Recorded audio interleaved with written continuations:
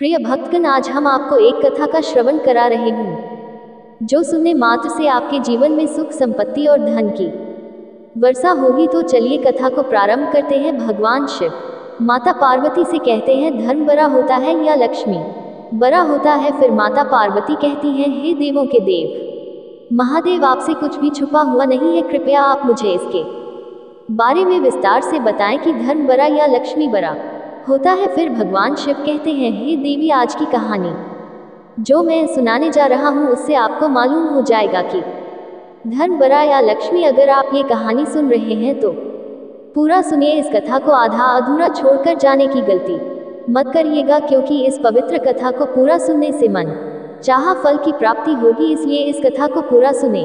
आप शिव भक्त हैं तो भोलेनाथ का अनादर ना करें। तो चलिए कहानी प्रारंभ करते हैं। एक बार धर्म और लक्ष्मी जी में बहस हो गई। धर्म बोले कि मैं श्रेष्ठ हूँ और लक्ष्मी बोली कि मैं श्रेष्ठ हूँ। दोनों स्वर्ग के राजा इंद्र के पास गए। इंद्र ने उनसे पूछा कि आप दोनों आज अचानक मेरे पास कैसे आए हो? तब धर्म और लक्ष्मी जी ने अपनी बात इंद्र के सामने रखी। लक्ष्मी जी ने कहा, हे देवराज इंद्र, धर्म मानने को तैयार नहीं है कि मैं सबसे श्रेष्ठ हूँ, क्योंकि बिना लक्ष्मी के जीवन का कोई मूल्य नहीं होता। तभी धर्म ने कहा, हे देवराज इंद्र, धर्म के बिना जीवन का भी कोई औचित्य नहीं रहता, इसलिए मुझे लगता है कि मैं श्रेष्ठ हूँ। अब हम चाहते हैं कि आप हमारा न्याय करें और बताएं कि हम दोनों में से कौन सर्वश्रेष्ठ है। देवराज इंद्र धर्म संकट में पड़ी डीडीएच गए। उन्होंने सोचा कि मैं कैसे बताऊं कि इन दोनों में से कौन सर्वश्रेष्ठ है। यदि मैंने लक्ष्मी जी को सर्वश्रेष्ठ बता दिया तो मैं धर्म से चला जाऊंगा, और यदि मैंने धर्म को सर्वश्रेष्ठ बता दिया तो मैं लक्ष्मी विहीन हो जाऊंगा। उन्होंने बहुत सोचा, पर इसका कोई भी हल उनके दिमाग में नहीं आया। आखिर में उन्होंने दोनों से कहा कि इन तीनों लोक का मालिक देवों के देव महादेव है, जो मुझसे भी ज्यादा न्यायप्रिय है। आप दोनों उसके पास जाओ और उससे अपना न्याय करवाओ। महादेव आप दोनों का न्याय बड़ी सरलता से कर देंगे। उनकी बात मानकर लक्ष्मी जी और धर्म दोनों कैलाश पर्वत पर आ गए और महादेव के पास पहुंचे।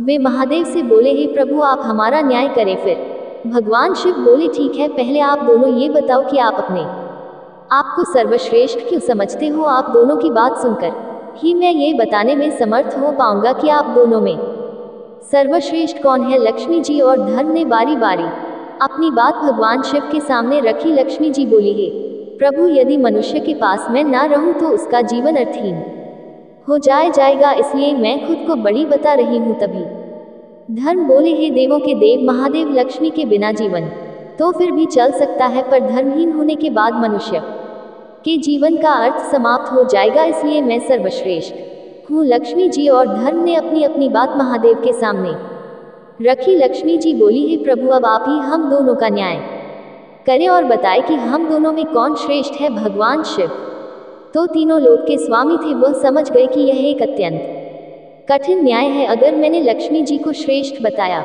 तो मैं धर्म से दूर हो जाऊंगा, और अगर मैंने धर्म को श्रेष्ठ बताया तो लक्ष्मी जी मुझसे नाराज हो जाएंगे। उन्होंने कुछ देर सोचा और फिर निर्णय लिया कि अगर धर्म चला गया तो सब कुछ चला जाएगा, इसलिए मैं धर्म को ही सर्वश्रेष्ठ बताऊंगा। आखिर में उन्होंने दोनों से कहा कि मेरे अनुसार धर्म ही सर्वश्रेष्ठ है। धर्म के बिना जीवन का कोई अर्थ नहीं रह जाता। एक बार अगर लक्ष्मी नहीं भी रही तो भी काम चल जाएगा, लेकिन इंसान का धर्म चला जाए तो उसका जीवन व्यर्थ हो जाएगा। फिर माता लक्ष्मी कहती हैं, हे प्रभु, मैं आपकी बात से सहमत नहीं हूँ। फिर भगवान शिव कहते हैं, हे देवी, आज मैं आप दोनों को पृथ्वी लोक पर जाने के लिए बोल रहा हूँ। आप दोनों राजा विक्रमादित्य के पास जाए और उनसे मिले, तब आपको को मालूम हो जाएगा कि धर्म मनुष्य के लिए क्यों आवश्यक है। फिर धर्मराज और माता लक्ष्मी पृथ्वी लोक पर जाते हैं और उस न्यायप्रिय राजा विक्रमादित्य पर माता लक्ष्मी क्रोधित हो गई और उनका सारा राज्य और धन छीन लिया। अब विक्रमादित्य दर दर के भिखारी हो गए। ऐसे में उन्होंने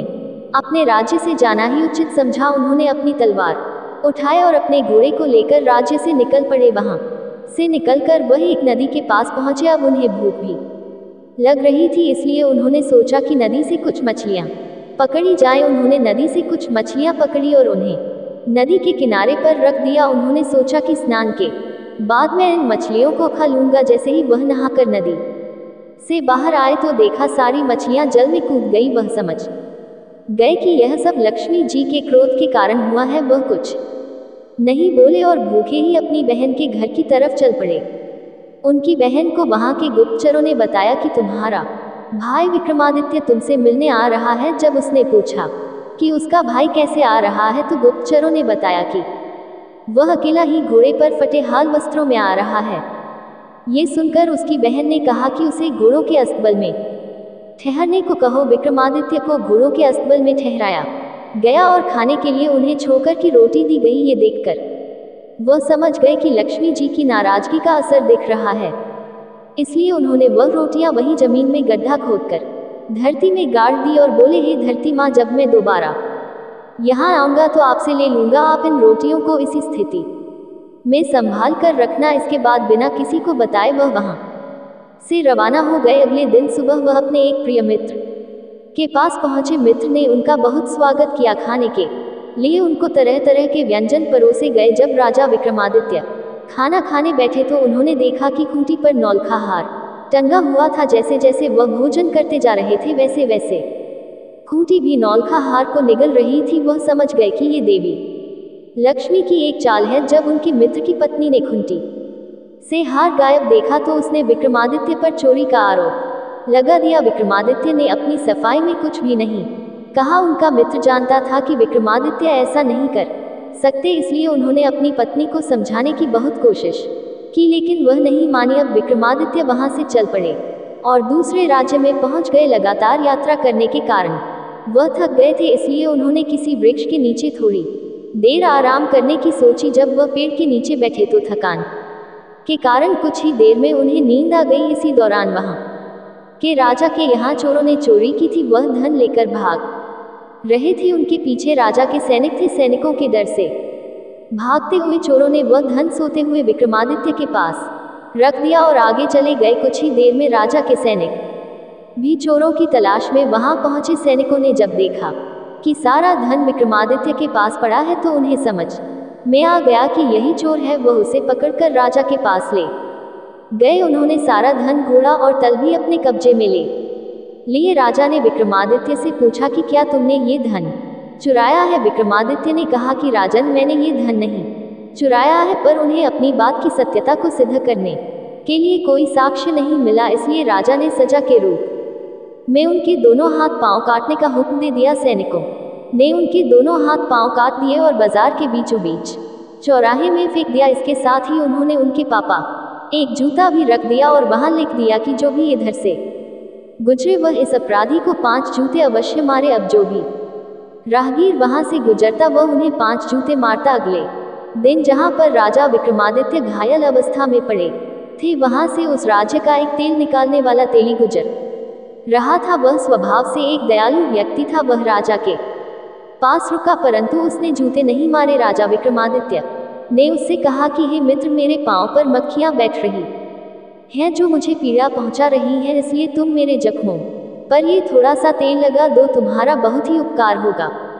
तेली हंसा और बोला, मैं तुम्हें जूते मारने की सजा नहीं दे रहा हूँ, ऊपर से तुम मुझसे तेल की आशा करते हो। राजा ने उनसे प्रार्थना की तो उसने थोड़ा सा तेल उनके जख्मों पर लगा दिया। उस दिन जब वह तेल बेचने गया तो शाम तक तेल बेचने के बाद भी उसका तेल उतने का उतना ही रहा। उसे बड़ा आश्चर्य हुआ कि आज ऐसा क्या हुआ है कि इतना तेल बेचने के बाद भी मेरे घट का तेल कम क्यों नहीं हो रहा है। उसकी समझ में आ गया कि यह सब उस घायल व्यक्ति के कारण हो रहा है। अवश्य ही वह कोई देव आत्मा है। शाम को जब तेल बेचने वाला तेली अपने घर पहुंचा तो वह बहुत खुश था। उसकी पत्नी ने प्रसन्नता का कारण पूछा तो उसने अपनी पत्नी को सारी बात विस्तार से बता दी। वह व्यक्ति बोला कि वह कोई दिव्य आत्मा है। उसकी पत्नी ने कहा कि आप किसी प्रकार उस व्यक्ति को अपने घर ले आओ, वैसे भी हमारे कोई संतान नहीं है, इसी बहाने हमें संतान सुख भी प्राप्त हो जाएगा। तेली ने कहा कि राजा से पूछे बिना हम उसे अपने घर नहीं ला सकते, इसलिए पहले हमें इस संदर्भ में राजा से अनुमति लेनी होगी। तेली की पत्नी ने कहा कि आप कल सुबह जाकर राजा से बात कर ले, अब देरी करना उचित नहीं है। अगले दिन सुबह वह तेली राजा से मिलने राजमहल पहुंच गया। राजा ने तेली से आने का कारण पूछा तो तेली ने कहा कि मालिक, यदि आप अनुमति दे तो मैं उस लूले लंगड़े व्यक्ति को अपने घर ले जाओ, हमारी कोई संतान नहीं है, इसलिए हमारी इच्छा है कि हम उसे अपने साथ रखकर संतान सुख प्राप्त करें। राजा कुछ देर सोचता रहा, फिर बोला कि वैसे भी वह व्यक्ति हमारे लिए किसी काम का नहीं है, इसलिए तुम उसे अपने घर ले जा सकते हो। राजा की अनुमति मिलते ही वह ते विक्रमादित्य को अपने घर ले आया। विक्रमादित्य के उसके घर में पहुंचने के बाद से उसके हर कार्य अच्छे ढंग से होने लगे। वह जितनी सेवा करते उनकी समृद्धि उतनी ही बढ़ती जाती। इधर राजा की राजकुमारी बहुत ही विदुषी थी, वह लगभग हर कला में पारंगत थी। वह शाम को दीपक राग गाकर महल और शहर के दियों को प्रज्वलित करती और फिर जब वह रात को दिए बुझा देती, विक्रमादित्य फिर से दीपक राग गाकर दिए प्रज्वलित कर देती। जब 23 दिन ऐसा हुआ तो राजकुमारी को विश्वास हो गया कि राज्य में कहीं ना कहीं विक्रमादित्य रहते हैं, क्योंकि दीपक राग गाने वाले गिनती के ही लोग हैं जिनमें विक्रमादित्य सर्वश्रेष्ठ थे। उन्हीं दिनों राजा ने राजकुमारी का स्वयंवर रचा दिया। दूर दूर के राजाओं और राजकुमारों को आमंत्रित किया गया। जिस दिन स्वयंवर था उससे पिछले दिन विक्रमादित्य ने तेली से कहा, हे पिताश्री, मैं भी स्वयंवर देखना चाहता हूँ, इसलिए आपसे प्रार्थना है कि मुझे कल वहाँ पर लेकर चलो। तेली ने समझाया कि तुम चल फिर नहीं सकते, तुम्हें कहीं कोई चोट ना लग जाए। लेकिन जब विक्रमादित्य अपनी बात पर अड़ गए तो तेली उन्हें स्वयंवर में ले जाने के लिए राजी हो गया। वह बोला, कल प्रातः मैं तुम्हें स्वयंवर दिखाने ले चलूंगा। थोड़ी देर बाद राजा के यहाँ से तेली को संदेश आया कि राजा को 100 घड़ा तेल कल सुबह तक चाहिए। तेली ने कहा, भाई ये कैसे संभव हो सकता है, ये तो बहुत ज्यादा है। संदेश लाने वाले ने कहा कि मुझे कुछ भी नहीं पता, राजा के आदेश से आपको ये काम करना होगा, नहीं तो सजा के लिए तैयार हो जाए। तेली बहुत तनाव में आ गया, ये तो असंभव काम था। वह बहुत दुखी था। तभी विक्रमादित्य ने पूछा, पिताजी आप इतने चिंतित क्यों हैं? तेली ने अपनी चिंता का कारण बताया तो विक्रमादित्य ने कहा, आप उनसे 100 घड़ा मंगवा ले और चिंता न करें, हम कल उन्हें 100 घड़ा तेल जरूर दे देंगे। तेली को विक्रमादित्य की शक्तियों का पता था। उसने राजा से कहकर 100 घड़ा मंगवा लिए। रात में विक्रमादित्य ने तेली से कहा, अब आप दोनों आराम से सो जाएं, मैं रात में 100 घड़ा तेल निकाल दूंगा। तेली की पत्नी ने कहा, बेटा तेरे हाथ और पाँव नहीं है, बता तू कैसे बैलों को चला पाएगा? विक्रमादित्य ने कहा, माँ तू निश्चिंत होकर सो जा, मैं सब काम कर लूंगा। रात में विक्रमादित्य ने 100 घड़ा तेल निकाल दिए। सुबह जब राजा के लोगों ने देखा तो वे आश्चर्यचकित हो गए। तेली और उसकी पत्नी को अब पूरा विश्वास हो गया कि यह लड़का जरूर कोई देवता है, इसलिए अब चिंता करने की कोई जरूरत नहीं है। अगले दिन तेली ने विक्रमादित्य को नहला धुला कर नए कपड़े पहना दिए और फिर उन्हें स्वयंवर में दूर बैठा दिया। कुछ समय बाद जब सभी राजा और राजकुमार आ गए तो राजकुमारी को वह चुनने के लिए भेजा गया। राजकुमारी ने उन लोगों में विक्रमादित्य को ढूंढना शुरू किया। उसे राजाओं में कोई भी ऐसा नहीं दिखा जो विक्रमादित्य जैसा लगे। तभी उसकी नज़र दूर बैठे एक अपन व्यक्ति पर पड़ी। उसमें उसे बहुत तेज दिखाई दिया। उनका तेज देखकर वह समझ गई कि यही राजा विक्रमादित्य है। बस फिर क्या था, वह माला लेकर उनकी ओर चल पड़ी और पास पहुंचकर माला उनके गले में डाल दी। वहां उपस्थित राजा, राजकुमार और लोग आश्चर्यचकित हो गए कि आखिर राजकुमारी ने ऐसा क्यों किया। राजकुमारी के परिवार के लोगों ने कहा कि लगता है राजकुमारी की तबीयत ठीक नहीं है, इसलिए उससे ये गलती हो गई है। सबने राजकुमारी को पंखा किया, पानी पिलाया और फिर से वर के गले में माला डालने के लिए कहा। राजकुमारी ने माला फिर से विक्रमादित्य के गले में डाल दी। वहां उपस्थित जन समूह को लगा कि राजकुमारी का स्वास्थ्य ठीक नहीं है, इसलिए वह इस प्रकार का व्यवहार कर रही है। इतनी सुंदर राजकुमारी आखिर क्यों एक अपाहिज के गले में वरमाला डाल रही है? लोगों के सुझाव पर राजकुमारी को दोबारा वरमाला दी गई ताकि वह सही वर का चुनाव कर सके।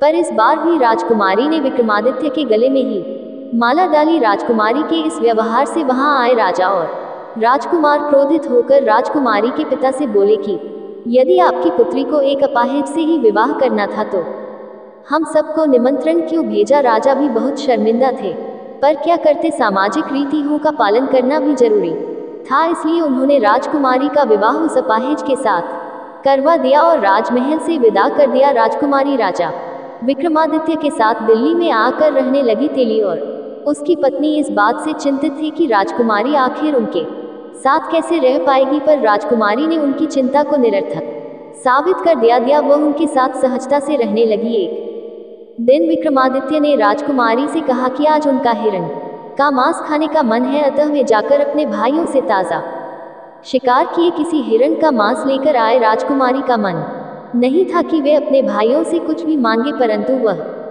अपने पति की इच्छा का भी सम्मान करना चाहती थी, इसलिए मन मारकर वह अपने भाइयों के पास गई। जब उसके भाभी ने उसके आने का कारण पूछा तो उसने बताया कि उसे हिरण का मांस खाने की इच्छा है। वहां उसने विक्रमादित्य की इच्छा को अपनी इच्छा बताया। वह नहीं चाहती थी कि कोई उसके पति के बारे में कुछ गलत कहे, फिर भी उसकी भाभीयों ने उसे उसके पति के बारे में ताने मारे और बोली, जब हिरण के मांस खाने का इतना ही शौक था तो किसी अच्छे व्यक्ति को अपने पति के रूप में चुनती। राजकुमारी उनकी जली कटी बातें सुनकर वह वापस आ गई और सारी बातें विक्रमादित्य को बताई। विक्रमादित्य ने कहा, कोई बात नहीं, तुम उनसे मेरी तलवार और मेरा घोड़ा मांग लाओ। जब राजकुमारी वापस जाने लगी तो विक्रमादित्य को कुछ याद आया। उन्होंने राजकुमारी को अपना एक रुमाल देते हुए कहा, अगर मेरी तलवार और घोड़ा कोई दिक्कत करे तो ये रुमाल उन्हें दिखा देना, वे चुपचाप आ जाएंगे। जब राजकुमारी वापस महल पहुंची तो उसकी भाभीयों ने फिर उसका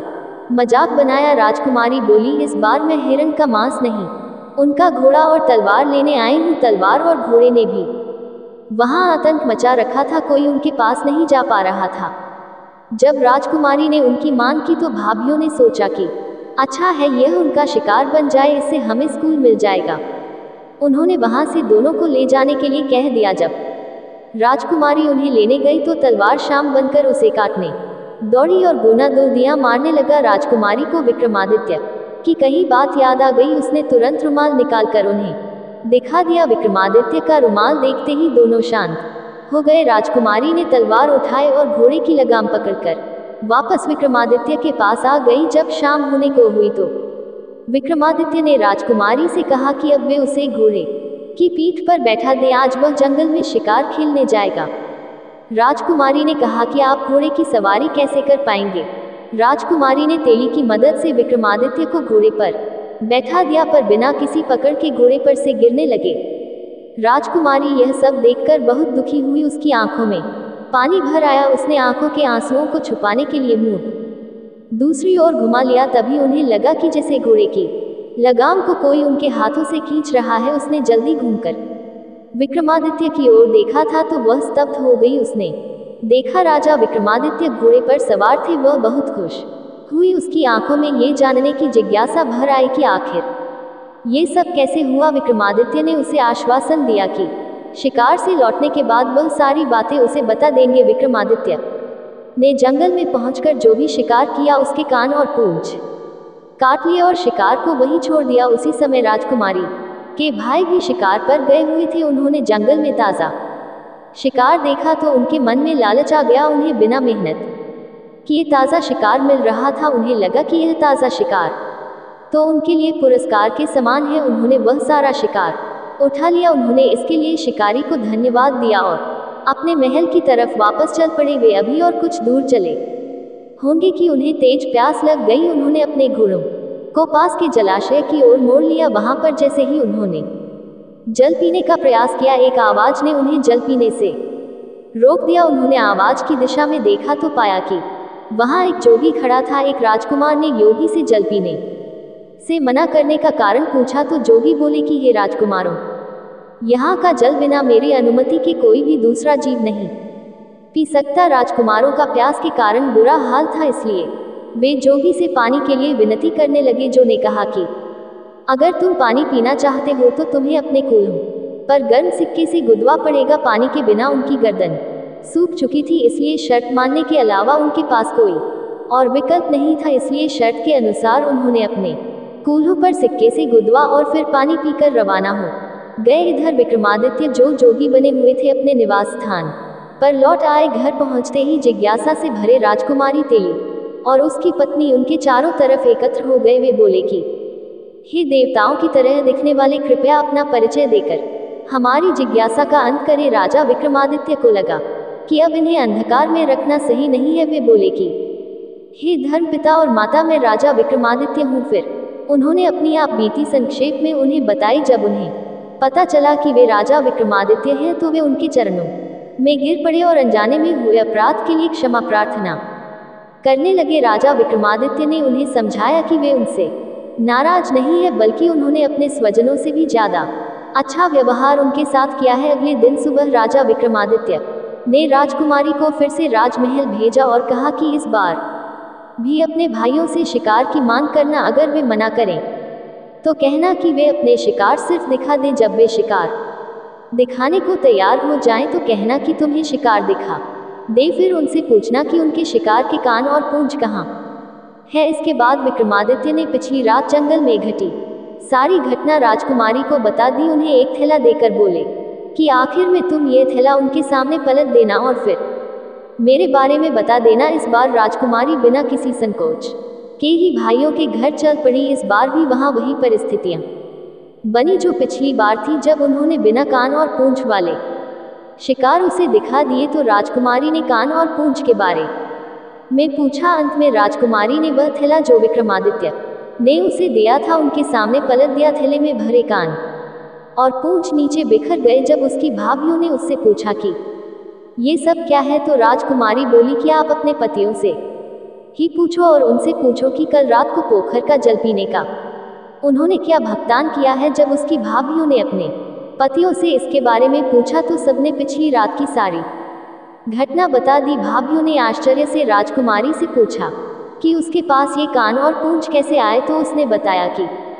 वह जोगी और कोई नहीं स्वयं उसके पति थे। भाभियों ने व्यंग्य से कहा कि यह कैसे संभव हो सकता है, एक अपाहिज ये सब कैसे कर सकता है। तब राजकुमारी ने बता दिया कि जिन्हें आप अपाहिज कह रही हो वह राजा विक्रमादित्य है। राजा विक्रमादित्य का नाम सुनते ही महल में हलचल मच गई। जब ये खबर राजा को मिली तो वे भी चिंतित हो गए। आखिरकार उन्होंने ही विक्रमादित्य को दंड दिया था। राजा, राजकुमार और मंत्रीगण सभी दिल्ली के घर की ओर दौड़ पड़े। राजा और राजकुमार सभी राजा के पैरों में गिरकर माफी मांगने लगे। राजा ने उन सबको कहा कि आप लोग परेशान ना हो, ये सब मेरे धर्म की परीक्षा थी, इसलिए आप लोगों की बुद्धि भ्रमित हो गई थी, इसलिए आप लोग ये बात अपने मन से निकाल दे कि मैं आपसे नाराज हूँ। सब खुश हो गए और राजा को अपने राजमहल में ले गए। वहां उनकी खूब आव भगत की। कुछ दिन वहां रहने के बाद राजा ने विदाई ली। उन्होंने पूरे साजो सामान के साथ उन्हें विदा किया। राजा विक्रमादित्य वहां से पूरे सम्मान के साथ रवाना हुए। राजा ने भी उन्हें भरपूर सम्मान दिया। सैनिकों ने पूछा, राजन अब हम किस ओर चले, तो राजा विक्रमादित्य ने कहा, आप लोग मेरी बहन के घर की ओर चलो। जब वे लोग विक्रमादित्य की बहन के नगर के पास पहुंचे तो बहन को भी उसके गुप्त संदेश से खबर मिल गई कि उसका भाई विक्रमादित्य आ रहा है। उसने अपने गुप्तचरों से पता किया कि विक्रमादित्य किस परिस्थिति में आ रहे हैं, तो गुप्तचरों ने बता दिया कि वह पूरे लाव लश्कर के साथ आ रहे हैं। बहन ने तुरंत राज्य के कर्मचारियों से उनके भव्य स्वागत की तैयारी करने को कहा और बोली कि उन्हें विशेष महल में ठहराया जाए। जब विक्रमादित्य पहुंचे तो बहन ने उनके स्वागत के लिए बेहतरीन व्यंजन बनाकर पेश किए। राजा विक्रमादित्य ने वहां भोजन करने से मना कर दिया और बहन को लेकर गौशाला में पहुंचे। वहां एक जगह जमीन खोदकर उन्होंने वही सूखी रोटियां निकाली जो उनकी बहन ने उस समय उनके लिए भेजी थी। जब उन पर लक्ष्मी जी रुष्ट हुई थी, बहन बहुत शर्मिंदा हुई। उसने अपने किए पर शर्मिंदगी जताई, लेकिन विक्रमादित्य ने कहा, बहन मुझे इस बात का कोई दुख नहीं है, पर तुम्हें संबंधों की मर्यादा का पालन करना था। अगले दिन वह वहां से रवाना हो गए। कर्मचारियों से अपने मित्र के घर चलने को कहा। जब वह मित्र के घर पहुंचे तो मित्र बहुत प्रसन्न हुआ और बोला, मैं तुम्हें प्रसन्न देखकर बहुत खुश हूँ। तुम्हें देखकर मेरा मन बहुत ही आनंदित हुआ है। आपसे अनुरोध है कि आप आज रात कम से कम मेरा आतिथ्य स्वीकार करें। विक्रमादित्य ने कहा, मित्र मुझे भी तुम्हारे यहाँ रुकने की इच्छा थी। वह विक्रमादित्य को अपने विशेष कक्ष में ले गया, जहाँ दोनों मित्रों ने पुराने दिनों की चर्चा की। रात के खाने के समय विक्रमादित्य को उसी स्थान पर भोजन परोसा गया जहाँ पिछली बार ऊँटी ने हार निकाला था। जैसे ही विक्रमादित्य ने भोजन करना शुरू किया, ऊँटी ने भी हर निवाले के साथ हार को उगलना शुरू कर दिया। जैसे ही विक्रमादित्य का भोजन समाप्त हुआ, रानी का नौलखा हार खूंटी पर टंगा दिखाई पड़ा। राजा की निगाह खूंटी पर गई तो उन्होंने वहां अपना खोया हुआ नौलखा हार देखा। राजा आश्चर्य से भर उठे और रानी से बोले, ये कैसी अनोखी घटना है। इस हार की चोरी का इल्जाम तुमने मेरे मित्र विक्रमादित्य पर लगाया था, तब मैंने तुम्हें कहा था कि ऐसा कार्य मेरा मित्र विक्रमादित्य नहीं कर सकता, जो दुनिया की तकलीफ को हरता रहता है।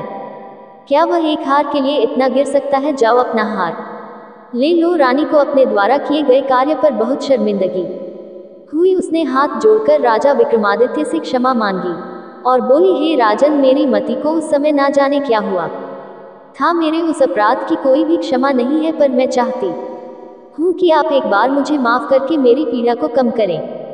तभी राजा आदित्य ने कहा, आप लोग ज्यादा दुखी ना हो, वह समय मेरा भी विपत्ति का समय था। मुझ पर लक्ष्मी जी रुष्ट थी, इसलिए सारी घटनाएं घटी। फिर उन्होंने ये सारी बातें विस्तार से उनको बताए और अगले दिन अपने राज्य के लिए रवाना हो गए। जब वे अपने राज्य में पहुंचे तो उन्हें माता लक्ष्मी जी नगर के मुख्य द्वार पर ही मिल गई। माता लक्ष्मी बोली, हे राजन, तुम सही थे और मैं गलत थी। इसके बावजूद मैंने तुम्हें जो दंड दिए उसके लिए मैं दुखी हूँ। क्या पुत्र अपनी माता को क्षमा नहीं कर सकता? माँ लक्ष्मी के मुख से ऐसे शब्द सुनकर विक्रमादित्य माता लक्ष्मी के पांव में गिर गए और बोले, हे माँ, आप ऐसी बातें ना करें। आपकी परीक्षा से मेरा और भी निखार हो गया, इसलिए मैं आपका आभारी हूँ। विक्रमादित्य की विनम्रता से माँ लक्ष्मी बहुत ही प्रसन्न हुई और बोली, हे विक्रमादित्य, मेरा तुमको आशीर्वाद है कि जब तक दुनिया रहेगी लोग तुम्हें नहीं भूल पाएंगे। यह आशीर्वाद देकर माँ लक्ष्मी अंतर्ध्यान हो गई। अपने नगर में पहुंचकर राजा और राजकुमारी सुख से जीवन व्यतीत करने लगे। इतना कहकर भगवान शिव इस कहानी को समाप्त करते हैं। इस वीडियो को बोलते समय कोई त्रुटि हो तो मैं क्षमा चाहती हूँ। उम्मीद है आप सभी को यह वीडियो अच्छी लगी होगी। अगर आप शिव के सच्चे भक्त हैं तो चैनल को सब्सक्राइब और वीडियो को लाइक करके कमेंट में हर हर महादेव लिख दीजिए।